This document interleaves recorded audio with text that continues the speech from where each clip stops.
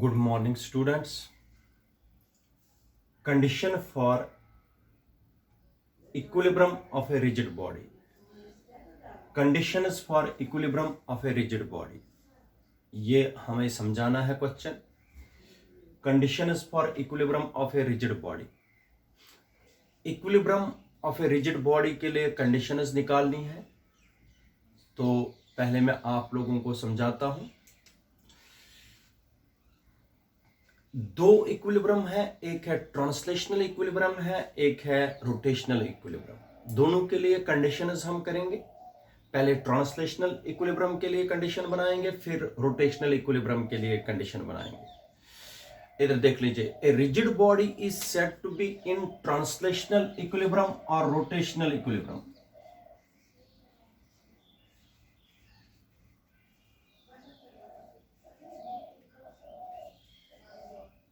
और rotational equilibrium.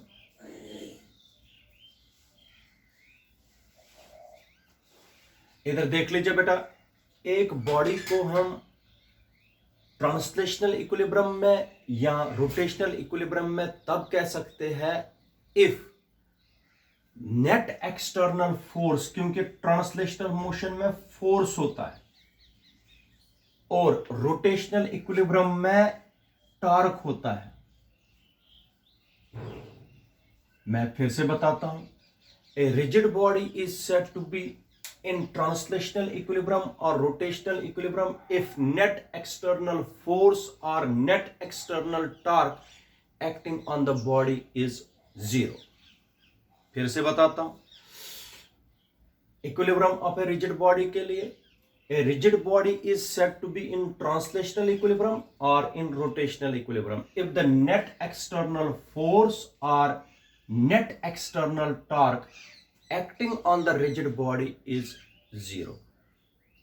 ठीक है बेटा, अगर एक रिजिड बॉडी पर एक्सटर्नल फोर्स या एक्सटर्नल टॉर्क जीरो होगा तब हम कहेंगे rigid body is either in translational motion और is either in translational equilibrium or in rotational equilibrium. तो अब मैं कंडीशंस बनाऊंगा. फर्स्ट कंडीशन ऑफ इक्विलिब्रियम, फिर सेकंड कंडीशन ऑफ इक्विलिब्रियम. ध्यान से समझिए. पहली है first condition of equilibrium. First condition of equilibrium पहले ट्रांसलेशनल इक्विलिब्रियम के लिए बनाएंगे. First condition of equilibrium.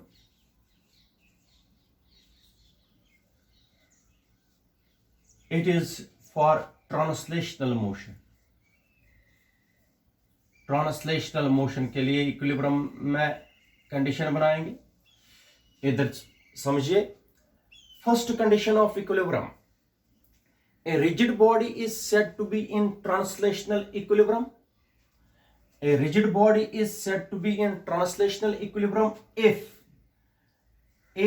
it is either at rest, if it is at rest or moving with constant velocity. Moving with constant velocity. मैं फिर से बताता हूं बेटा. क्या है पहली कंडीशन ट्रांसलेशनल इक्विलिब्रियम के लिए? This is first condition of translational equilibrium. शाबाश. A rigid body is said to be in translational equilibrium if it is either at rest or moving with constant velocity. पहली condition translational equilibrium के लिए है. समझ लीजिए. एक rigid body को हम ट्रांसलेशनल इक्विलिब्रियम एक रिजिड बॉडी को हम ट्रांसलेशनल इक्विलिब्रियम में तब मानेंगे अगर वो बॉडी रेस्ट पर है या कांस्टेंट वेलोसिटी से चल रही है. जरा बता दीजिए ट्रांसलेशनल इक्विलिब्रियम के लिए पहली कंडीशन क्या है?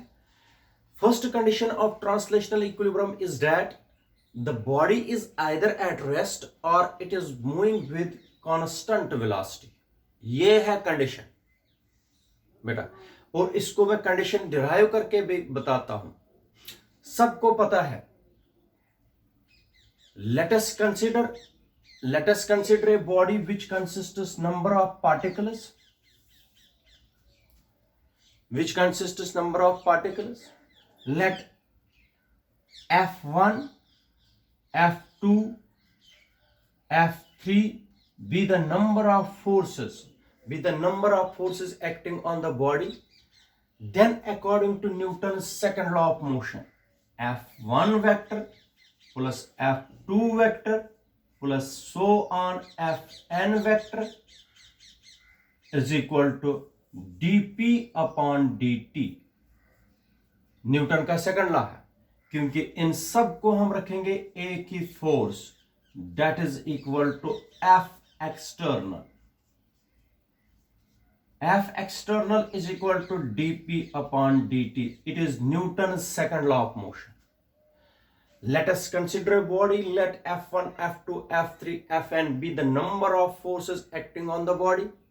Then the total force acting on the body is F1 plus F2 plus F3. According to Newton's second law of motion, the net external force acting on the body is equal to rate of change of linear momentum. F external is equal to dp upon dt. ठीक है बेटा, condition बना रहे. P होता है बराबर, सबको पता है, P is equal to mv. P is equal to mv. जरा यहां पर वैल्यू लगा दीजिए. F external is equal to m बाहर dv upon dt. ठीक है, ये एम पी के बजाय एम वी, एम मैंने बाहर निकाला. ठीक है, द बॉडी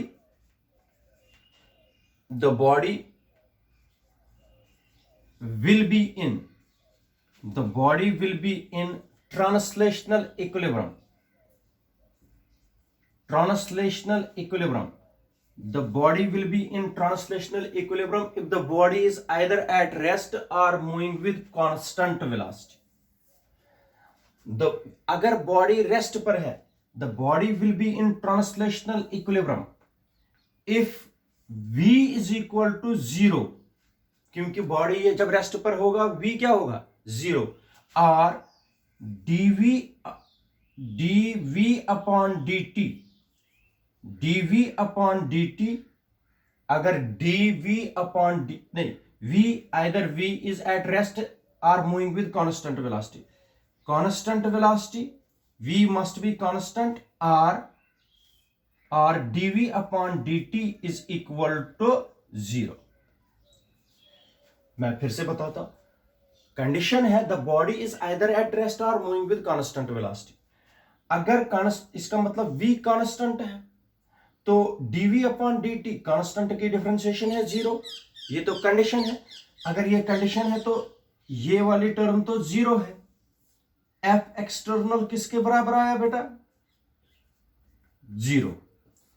इसका मतलब हो गया, पहली कंडीशन देख लीजिए, a rigid body is said to be in translational equilibrium if net external force acting on the body is 0.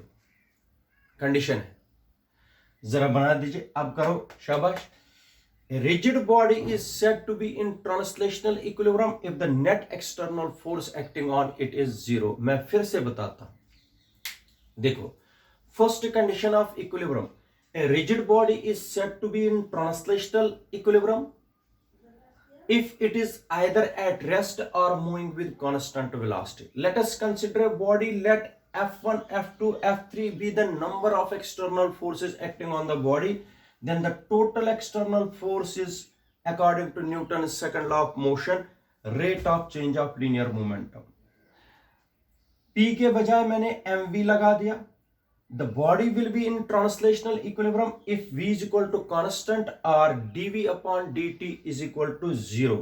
अगर dv upon dt 0 है तो F external is equal to 0. This means first condition of translational equilibrium is that a rigid body is said to be in translational equilibrium if the net external force acting on it is 0. ठीक है, याद रखा बेटा कि नहीं? This is first condition of translational equilibrium. आप इसी में थोड़ा सा मैं आप लोगों को बताता हूं. दूसरे तरीके से भी हम लिख सकते हैं. इधर देख लीजिए बेटा, F एक्सटर्नल किसके बराबर है, dp अपॉन dt. अभी आप लोगों ने किया, the body will be in translational equilibrium, the body will be in translational equilibrium. दूसरे तरीके से मैं बताता हूं, ये दूसरे तरीके से हम बताएंगे। The body will be in translational equilibrium if net external force acting on it is zero. Translational equilibrium में तब होगा जब एफ एक्सटर्नल ही क्या होगा, zero. This implies that dp upon dt must be equal to 0. This implies that p must be constant. अब आप लोग खुद ही बता दीजिए, शाबाश। क्या है कंडीशन? अब a rigid body is said to be in translational equilibrium if total linear momentum of the system or a body is constant. ठीक है, a rigid body is said to be in translational equilibrium if total linear momentum of the body is constant. ये भी condition है translational equilibrium के लिए। दो condition है। A rigid body is said to be in translational equilibrium if net external force acting on it is zero. A rigid body is said to be in translational equilibrium if total linear momentum of the body is constant. ये condition है translational equilibrium के लिए। अब दूसरा part इस question का है, दूसरा पार्ट इस क्वेश्चन का है बेटा, वो भी इसी तरीके से समझना है आपको। वो है, ये होगी second condition, second condition of equilibrium, second condition of equilibrium, मगर अब है रोटेशनल इक्विलिब्रियम के लिए। पहली कंडीशन है ट्रांसलेशनल इक्विलिब्रियम के लिए, सेकंड कंडीशन है रोटेशनल इक्विलिब्रियम के लिए। देखो सेकंड कंडीशन किस तरीके से आप लोग करोगे। सेकंड कंडीशन ऑफ इक्विलिब्रियम है, a rigid body is said to be in rotational equilibrium if the body does not rotate or rotates with constant velocity, constant angular velocity. देखो बराबर जिस तरह फर्स्ट कंडीशन में आप लोगों ने किया उसी तरीके से सेकंड कंडीशन में करना है। A rigid body is said to be in rotational equilibrium. A rigid body is said to be in rotational equilibrium. ठीक है बेटा। If the body does not rotate, या तो रोटेट ही नहीं करेगी। If rotates, अगर ये रोटेट करेगी तो with constant angular velocity, बराबर उस तरीके से पहली condition with constant angular velocity।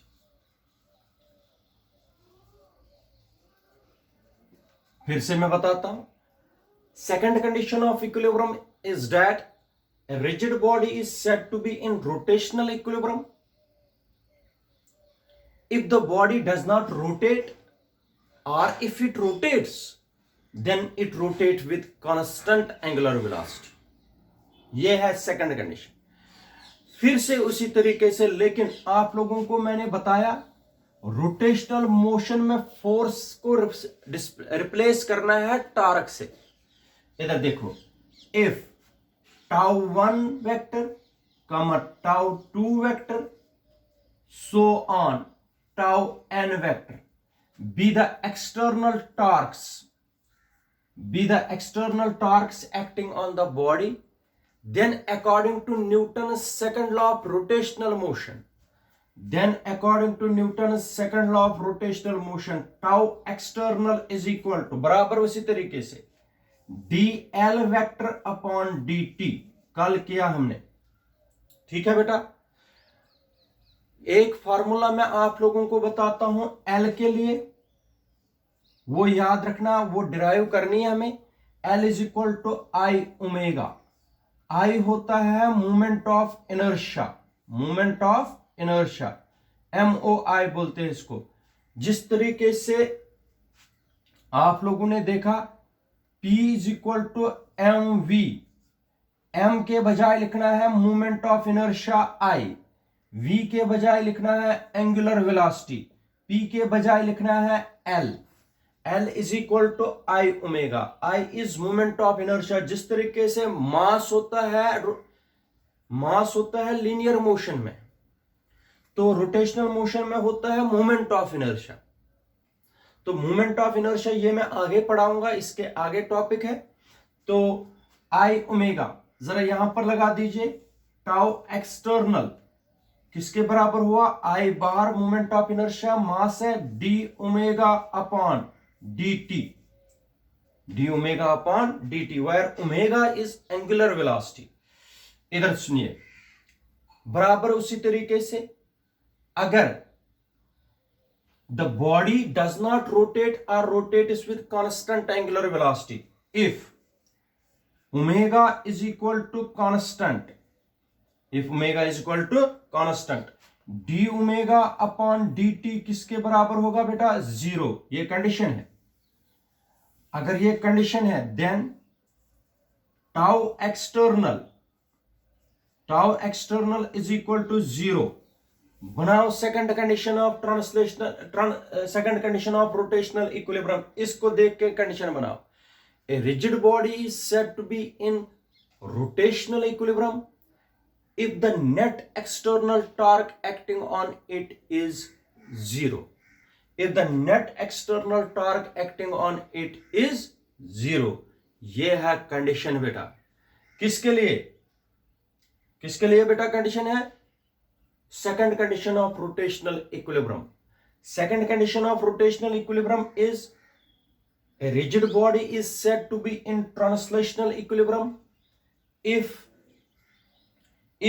net external torque acting on it is 0, or a rigid body is said to be in rotational equilibrium if the body is either at rest or moving with constant angular velocity। ठीक है बेटा, ये conditions है translational equilibrium और rotational equilibrium. These are the conditions for equilibrium of a rigid body. याद रखना। एक और चीज है बेटा जिसको बोलते हैं पार्शियल इक्विलिब्रियम।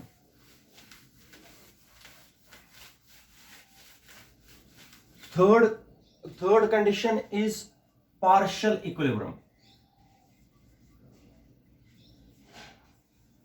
पार्शियल इक्विलिब्रियम इधर देख लीजिए बेटा, अगर ये एक बॉडी है, इस बॉडी पर मैं एक फोर्स यहां पर लगाऊंगा, एक फोर्स यहां पर लगाऊंगा। ठीक है बेटा, this is F1 force, F2 force. ये बॉडी को स्ट्रेट पाथ पर नीचे की तरफ खींचेंगे, ऐसे लाएंगे। पैरेलल फोर्सेस एक ही डायरेक्शन में है, तो ये लीनियर पाथ पर चलेगी। इसका मतलब इसमें ट्रांसलेशनल इक्विलिब्रियम नहीं है मगर रोटेशनल इक्विलिब्रियम है, क्योंकि ये चलेगी किस पाथ पर, लीनियर पाथ पर। लीनियर मोशन है इसमें, रोटेशनल मोशन नहीं है। इसका मतलब रोटेशनल इक्विलिब्रियम है इसमें, लेकिन ट्रांसलेशनल इक्विलिब्रियम नहीं है। इधर सुनो, that equilibrium we called as partial equilibrium. A rigid body is said to be in partial equilibrium if it is either in translational equilibrium but not in rotational equilibrium, and vice versa. A rigid body is said to be in partial equilibrium if it is either in translational equilibrium but not in rotational equilibrium, and vice versa. अगर translational equilibrium में होगा, rotational equilibrium में नहीं होगा। अगर rotational equilibrium में होगा, translational equilibrium में नहीं होगा। ये स्ट्रेट चलेगी नीचे की तरफ। इसका मतलब इसमें रोटेशनल इक्विलिब्रियम है, इसमें रोटेशनल तो इक्विलिब्रियम है क्योंकि ये रोटेट नहीं कर रही है। ट्रांसलेशनल इक्विलिब्रियम नहीं है, नॉट हैविंग ट्रांसलेशनल इक्विलिब्रियम। इसमें ट्रांसलेशनल इक्विलिब्रियम नहीं है, रोटेशनल इक्विलिब्रियम है। अब अगर मैं बॉडी इस तरीके से लूंगा, एक फोर्स लगाऊंगा इधर की तरफ, एक फोर्स लगाऊंगा इधर की तरफ, F2 F1, ये रोटेट करेगी ऐसे। ये रोटेट करेगी बॉडी ऐसे, इसका मतलब हो गया इसमें रोटेशनल इक्विलिब्रियम नहीं है, रोटेशनल इक्विलिब्रियम नहीं है इसमें, नॉट हैविंग रोटेशनल इक्विलिब्रियम, क्योंकि ये रोटेट कर रही है। अगर जो रोटेट करेगी तो रोटेशनल इक्विलिब्रियम में नहीं है, स्ट्रेट पाथ पर नहीं चलेगी, इसका मतलब इसमें है translational equilibrium. Not having rotational equilibrium but having translational equilibrium, जो घूमेगी इसमें रोटेशनल इक्विलिब्रियम नहीं है लेकिन ट्रांसलेशनल इक्विलिब्रियम है। जो चलेगी पाथ, स्ट्रेट पाथ पर, उसमें ट्रांसलेशनल इक्विलिब्रियम नहीं है, रोटेशनल इक्विलिब्रियम है, क्योंकि ये रोटेट नहीं कर रही। अगर रोटेट नहीं कर रही है तो रोटेशनल इक्विलिब्रियम है, ट्रांसलेशनल इक्विलिब्रियम नहीं है। अगर रोटेट कर रही है तो रोटेशनल इक्विलिब्रियम नहीं है, ट्रांसलेशनल इक्विलिब्रियम है। ऐसे इक्विलिब्रियम को हम बोलते हैं partial equilibrium. A rigid body is said to be in partial equilibrium if the body either in rotational equilibrium but not in translational equilibrium, or it is in rotational equilibrium, it is in translational equilibrium but not in rotational equilibrium, then the body is said to be in partial equilibrium. ठीक है बेटा, याद रखिए, ये है conditions of equilibrium for a rigid body. Thank you.